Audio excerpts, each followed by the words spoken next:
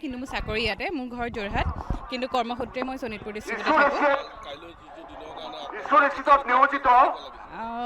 প্ৰিপেৰেশ্যনটো পূৰা full on preparation কৰা আছে, নিজৰ ওপৰত কনফিডেঞ্চ আছে আৰু আগতেও কৰি আহিছোঁ এইবোৰ কাম, ভাল হ'ব বুলি ভাবিছোঁ আৰু ভালে ভালে গ'লেই হ'ল। মোৰ ৰঙাপাৰা LICত আছিলে, কিন্তু মই ৰিজাৰ্ভত পৰিছোঁ। আচলতে মানে ডিউটিটো কৰিব মনহে আছিলে। এইবাৰ মই প্ৰথমবাৰৰ বাবে এনেই মই মেটেৰিয়েল চেল, ৰেমুনাৰেশ্যন চেল গোটেইকেইটা চেলতেই পৰিছোঁ, কিন্তু পলিং ষ্টেচনত এইবাৰ পৰিছিলোঁ। নিজৰ দেশৰ কাৰণে ডিউটিটো কৰিবলৈ পাই মানে মই আচলতে বহুত ফূৰ্তি মনে আহিছিলোঁ, কিন্তু অকণমান দুখৰ বিষয়ে মই ৰিজাৰ্ভতহে পৰিছোঁ।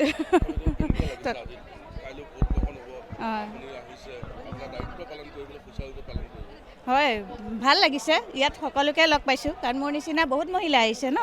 ইয়াৰ আগতেও বহুত মহিলাই কৰিছে।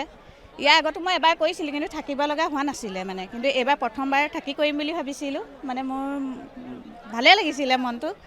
এতিয়া আৰু ভাল লাগিছে, নিজৰ দেশৰ কাৰণে ইমানখিনি কৰিব পালে ধৰক নিজৰ ভাল লাগে আৰু, হয়নে নহয়?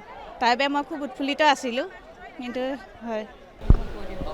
হয়, আমাৰ আজি ডিষ্ট্ৰিবিউশ্যন আৰম্ভ হৈছে আৰু আমাৰ গোটেইকেইটা পলিং ষ্টেচনত এজ পাৰ যিটো নৰ্মছ আছে সেইটো মতে কনষ্টেবল আৰু য'ত য'ত লোকেশ্যনত দৰকাৰ আছে চেঞ্চিটিভ বা ক্ৰিটিকেল, তাতে আমি CAPF ডিপ্লয়মেণ্ট কৰিছোঁ। আজি গোটেইখিনি ডিপ্লয়মেণ্ট আমাৰ কমপ্লিট হ'ব আৰু আশা কৰিছোঁ কাইলৈ যিটো নিৰ্বাচনী প্ৰক্ৰিয়া সেইটো শান্তিপূৰ্ণভাৱে আমি